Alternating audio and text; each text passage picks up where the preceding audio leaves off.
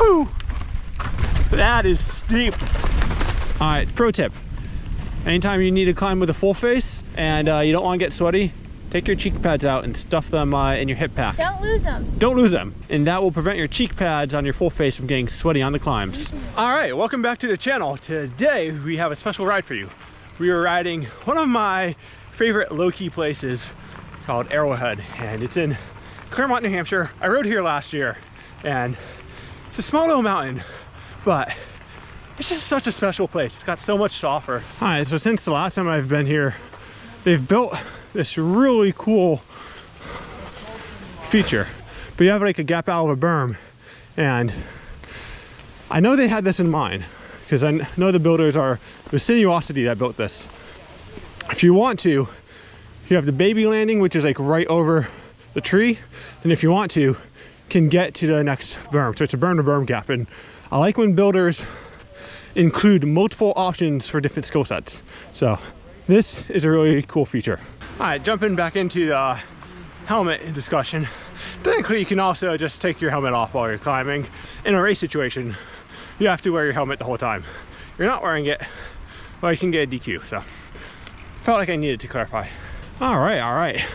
It's been about 20 minutes and we're at the top. All right, my bike's looking a little bit dirty from the last ride I did. I didn't get a chance to clean it off. We were riding in the mud. If you guys remember, I'm still kind of riding with a little bit of a bum wrist. I'm still a few weeks out from that. So as much as it feels good on a daily basis, once I get into like rough stuff like we're about to show, it can get quite painful at the end of the run. So all right, shall we boogie?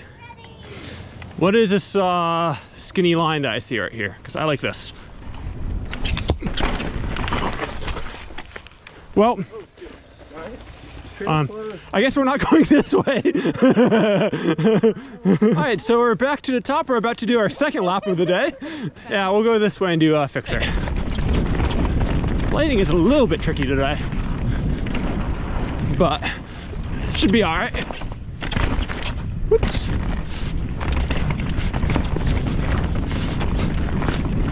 Something about this New England pine straw that I really like riding on.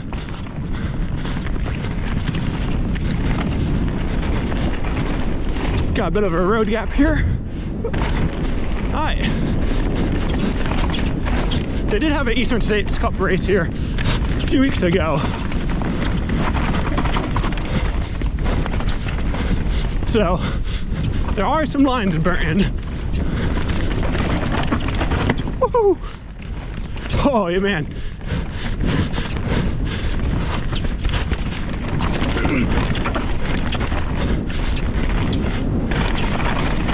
I'm struggling to see right now. It is very patchy light.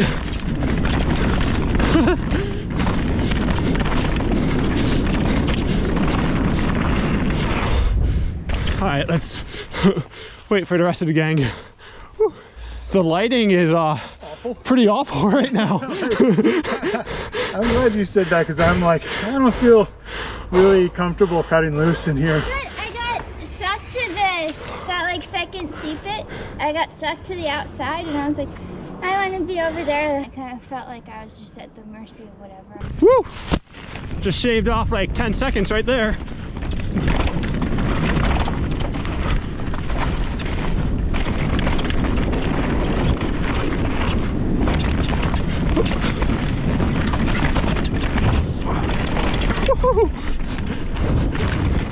Alright, I think we got a bit of a gap right here.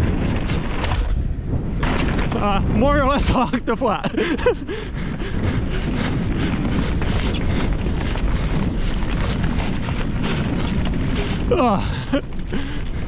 I'm a little apprehensive on those blind hooks right now because any like big impact on this wrist does not feel good, but we'll push through it.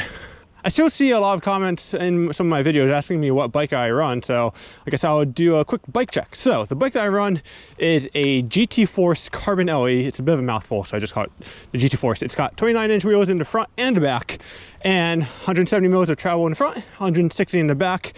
I usually just try to leave the stock suspension on it, because until something bothers me, to me, there's no point in changing it. And so the like Zeb Ultimate and the RockShox Deluxe have been plenty enough for my use. Even at EWS, like I had no problems with them. And of course, GT is a sponsor of the channel, but one of our other big sponsors of the channel is Noble Wheels and Onyx Hubs. So if you notice when I'm riding, you never hear the hub engagement. And that's because it uses a sprag clutch or a one-way bearing.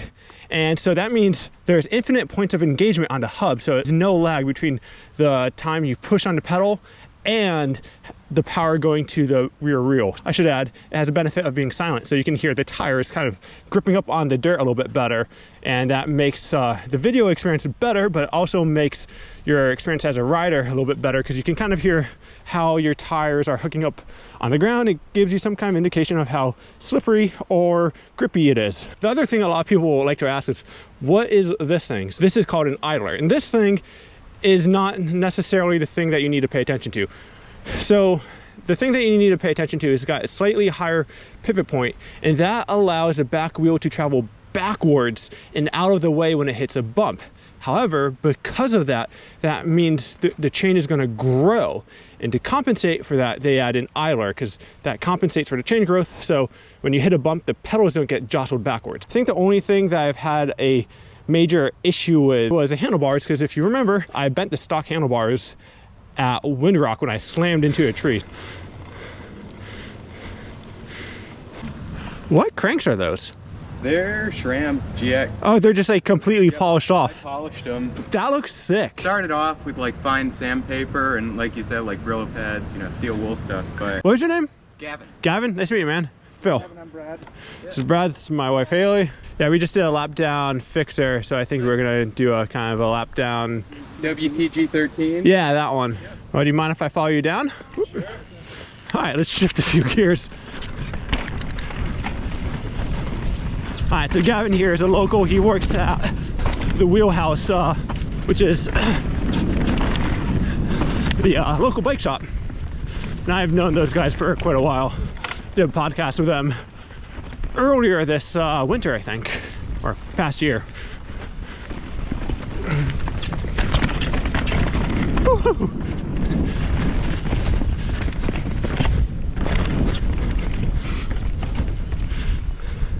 I'm gonna go check it out. I kind of forgot what this is. Yeah, so there's real steep section right here, then down a little bit. Haley, how do you feel on something like this? It's easier on your bike. Honestly, like, if that shelf wasn't there, I'd be a lot less intimidated. Yeah, I remember like my first time here, I came up to this. Yeah. And I was like, oh, it's a little spicier than I expected. Yep.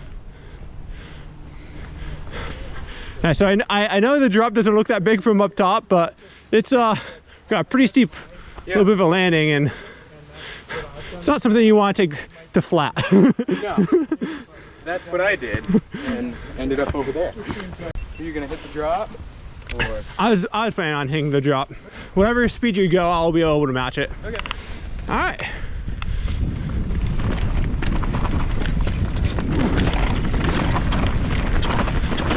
All right, set up for this. Woohoo! That section's real fun. Some nice classic New England off camber.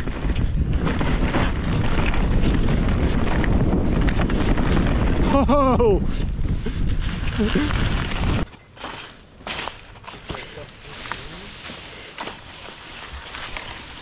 Oh, wow.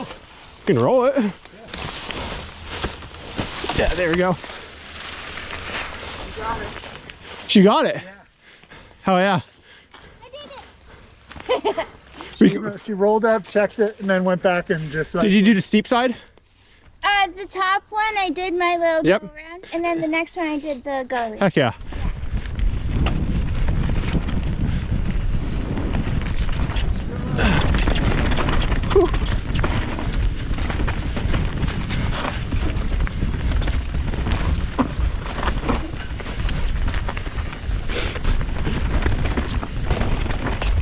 I like that.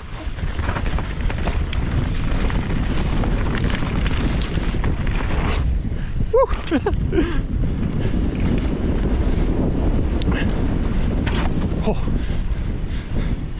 Water bar is a lot more aggressive than... Yeah. That jacked up my wrist right now. I don't know. They rent it out just to whoever wants it. As much as the end of the season starts to bum me out, I do appreciate the cooler temperatures. Not cold, just cool. Cool like a cucumber, which I've never understood that phrase. Whew. Yeah, I didn't realize you could see it. Oh, I didn't know that either. All right, Chubbs. Cool. There we go. Let's do this. All right, this is kind of one of the more iconic trails here.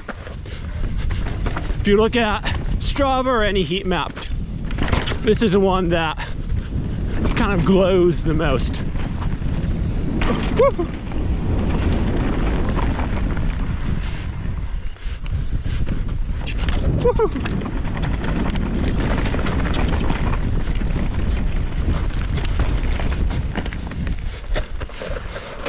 Woohoo! That is steep.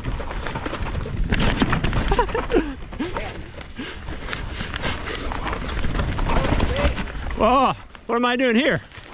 Am I taking a new line?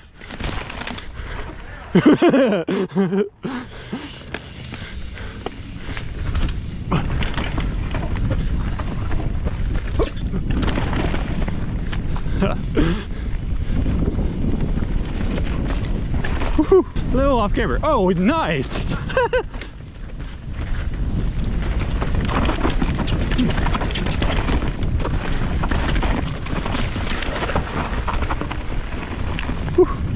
Gotta dig those side knobs in.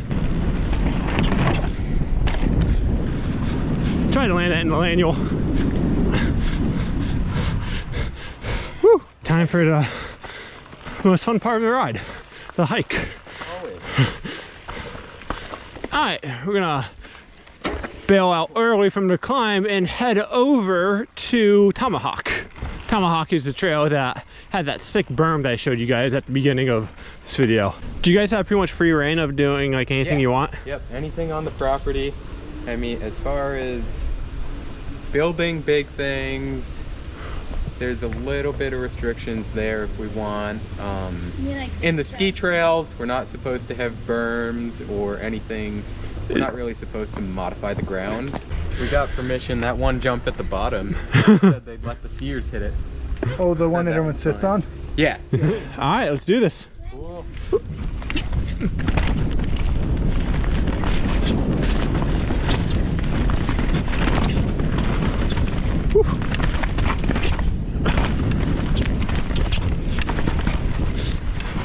Oh, a sneaky inside line. That's new. I haven't noticed that outside.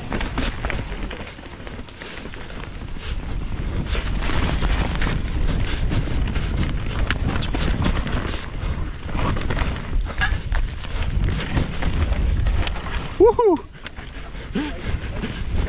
What is this? Can you ride this? You can. Oh.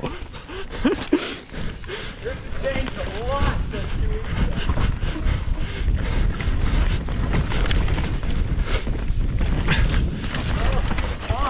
Oh, nice retention pond. Oh boy, this is steep.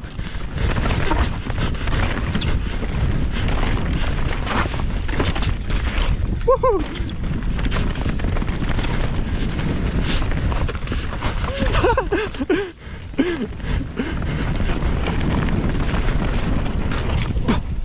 Oh, I cased the crap out of that.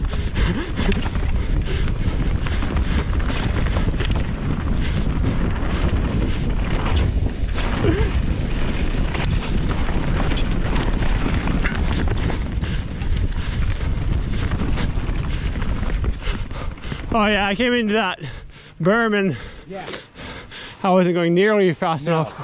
Whew. I thought I was gonna die. Really?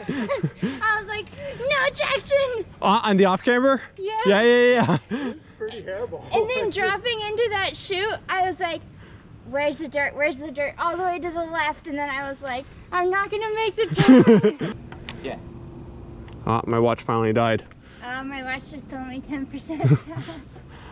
Here, I'll make room for you, Phil. I can see like The stump bumper. Stump bump. Ah.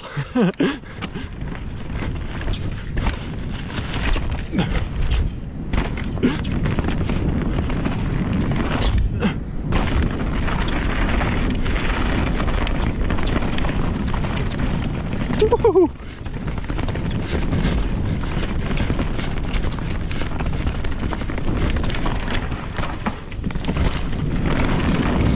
Those trees are so tight.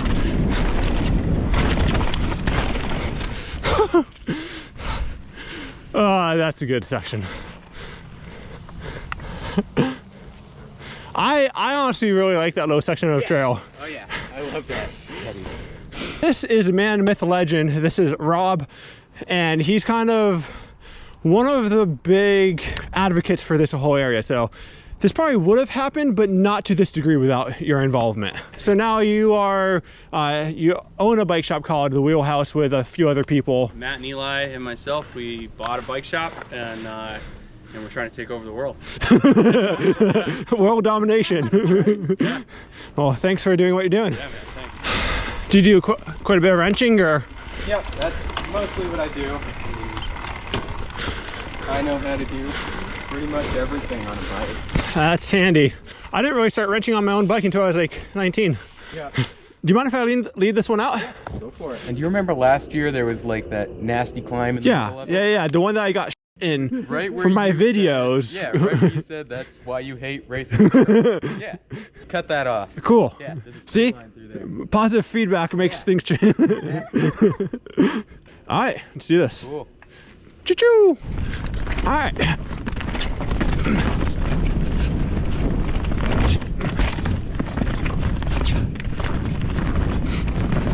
Whoops. Bad line choice, Phil.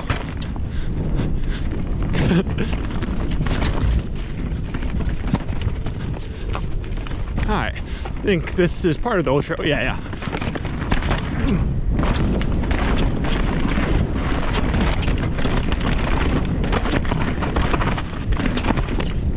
Woohoo! That part is nasty, but also in a good way. Oh yeah, so this is where they cut out the uphill.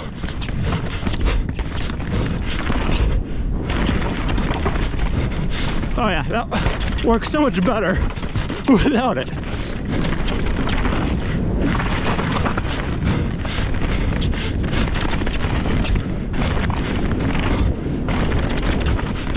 Woo.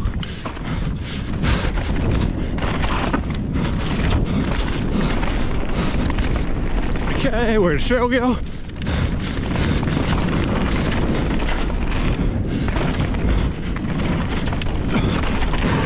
Alright, here's a creek gap.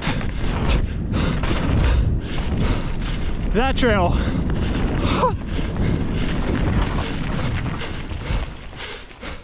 No, that was fun. I still think that's my favorite trail. Did you guys notice how slippery that rock was? I rolled into that, hit my brakes on the rock, and my tires slid out, and I caught myself on the big rock. Well, I'm glad I didn't know that. I'm also glad you didn't hurt yourself. This place, like, always delivers. I really enjoy how the trails are built here. It's just like the right level of like old school natural stuff that I grew up like downhill racing on, and kind of like some like new school stuff. Either way, if you're looking for kind of a small bike park to come check out, this is definitely worth it. I think this is kind of one of the more underrated places, but I'll see you guys next time. Peace.